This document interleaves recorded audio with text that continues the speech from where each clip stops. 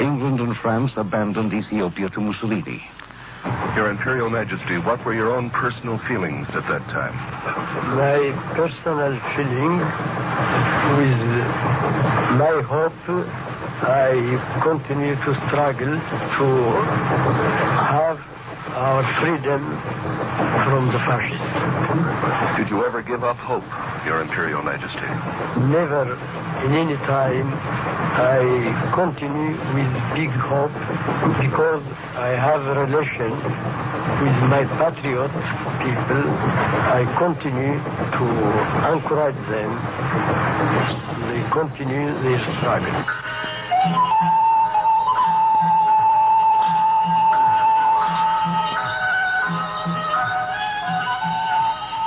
His claim against Italy was not supported.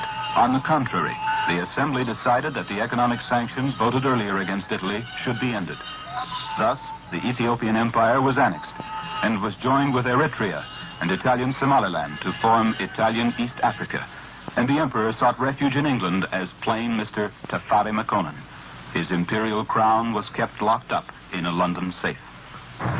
You kept working while you were in Britain. You were in exile in Britain. For how many years? 4 years and a half. And you knew all during that period that someday your day would come.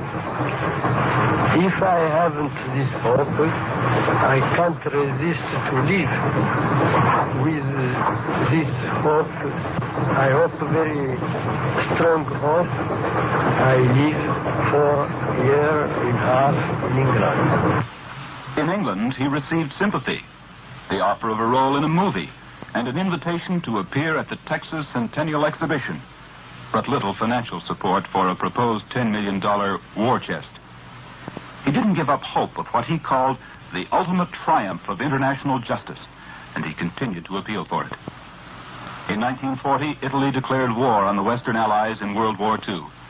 Haile Selassie was then flown to Khartoum in the Sudan to start rallying some of his 10 million former subjects into taking arms with British troops.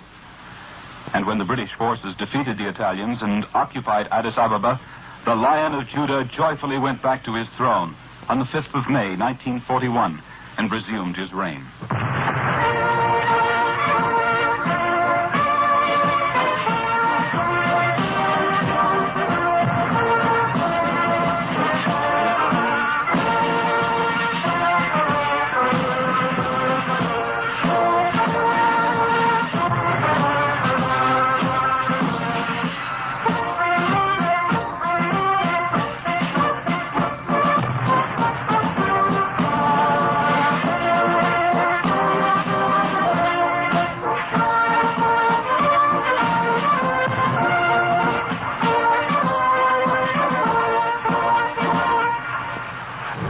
What is your country like today? Do you have many problems in Ethiopia?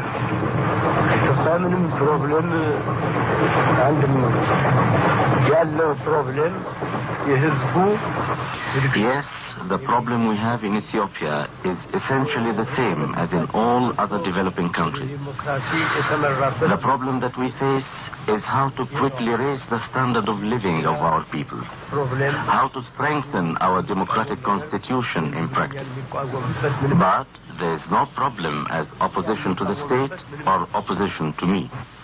Since his restoration in 1941, the Lion of Judah has carried out a program of modernization and of political and social reform, and has begun to westernize the 2,000-year-old Coptic Christian Ethiopia. He created a strong, centralized monarchy. The country, with its 22 million people, revolves around his personal rule. You are descended, Your Imperial Majesty, from King Solomon and the Queen of Sheba. This is just our story, ancient story. The Queen of Sheba, she go to visit Solomon, King Solomon. She met one son. She returned back to her country. Our story says since that time, we son from King Solomon comes. Haile Selassie comes from a line that traditionally sprang from the admiring visit of Makeda, the Queen of Sheba, to King Solomon. She, an Arabian queen, went to Jerusalem to test the wisdom of Solomon, who is said to be the wisest of the kings of Israel, about 950 years before Christ. In the scriptures, the book of 2 Chronicles tells that King Solomon gave to the Queen of Sheba all her desire. The traditional story holds that Menelik, son of their romance, went to the state of Aksum, which is Sheba, or Shoa, as it is called today, and which is the main province of Ethiopia, and became the first Ethiopian emperor. This, for the Ethiopian Amharic Christians who came originally from Arabia, is the beginning of their royal line. From Menelik, most late rulers of Ethiopia, including Haile Selassie, have claimed descent. You are the 334th in the line of succession. Yes, exactly. And the 134th of the Christian kings. Christianity came to Ethiopia, I believe, in 330 A.D. If you read the Bible, you can get this what time the Christianity comes in Ethiopia.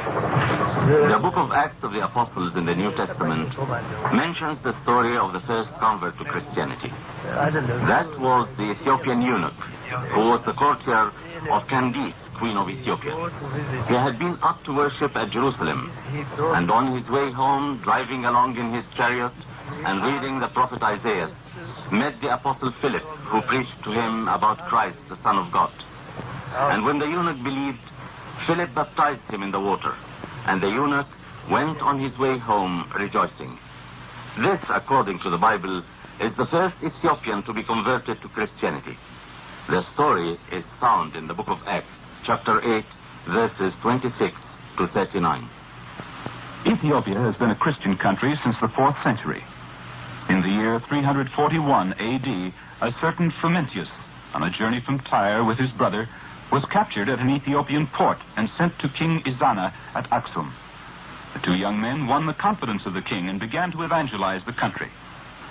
Later, Frumentius went to Alexandria, where he was consecrated by Athanasius the Great, Patriarch of Alexandria and writer of the Creed, to be the first bishop of Ethiopia. Since then, Ethiopia remained a province of the Coptic Church of Alexandria, which always consecrated an Egyptian monk as archbishop, or abuna, of this independent church, and sent him away to Ethiopia. Since 1959, and after a struggle for self-independence, the Archbishopric of Ethiopia was raised to a patriarchate by His Holiness Pope Kyrillos of Alexandria and Patriarch of the See of St. Mark, who retains a primacy of honor in Ethiopia. The Coptic Church, and consequently the Ethiopian Church, belongs to the monophysite group of churches which teach that Christ had one nature, that his humanity and divinity became one without intermixing, and that his divinity never separated from his humanity. There are thousands of churches in Ethiopia, usually round, made of mud bricks, and thatched with straw. They contain 3 concentric circles, and in the center, behind doors, is the sanctuary with a square altar on which stands the Ark of the Covenant. The church now celebrates the liturgy in a dead version of Amharic, which is called Jais.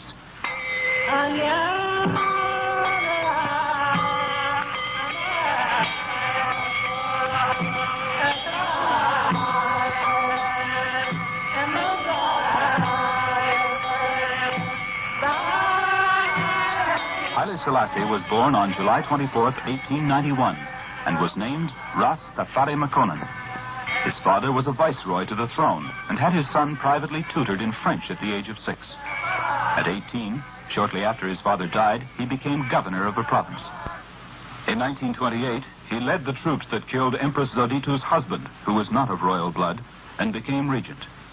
He became emperor on November 2nd, 1930, and was crowned Haile Selassie I, King of Kings, King of Zion, conquering lion of the seed of Judah, power of the Trinity. Your Imperial Majesty, you were 39 years old when you were crowned in 1930. Yes. Could you talk a bit about the day of the coronation?